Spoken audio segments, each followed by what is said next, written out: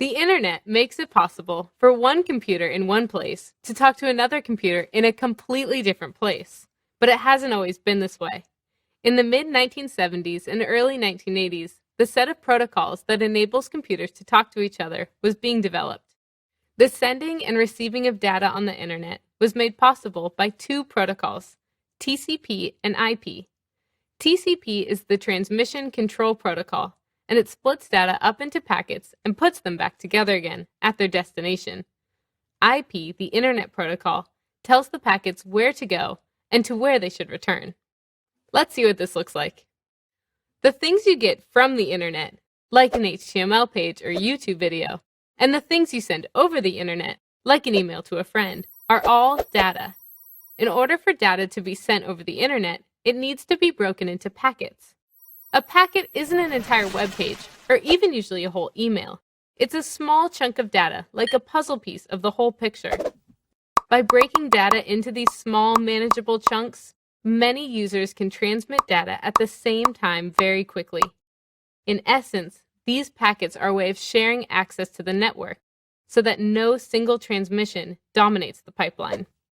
The TCP/IP protocol suite is responsible for creating packets, making sure they get where they need to go, and putting them back together again at their destination. If something gets lost along the way, TCP will request the packets to be resent. The directions on how to accomplish this are written in a header and wraps every TCP packet.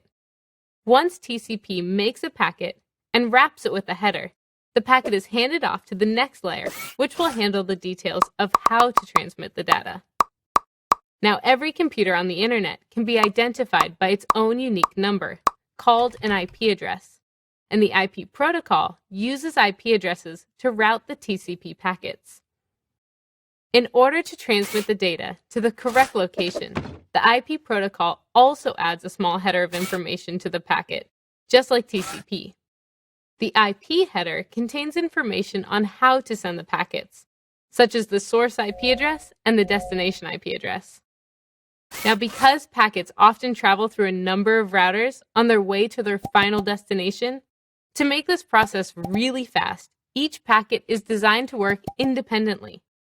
This means that each packet can travel from router to router in the fastest way possible to reach its destination. When all the packets are received, TCP will reassemble them, making sure they're all there and in the right order. Now that we understand a little bit more about how the TCP/IP protocols get data from one place to another, let's find out about the other pieces of hardware and software used to bridge the distance between computers.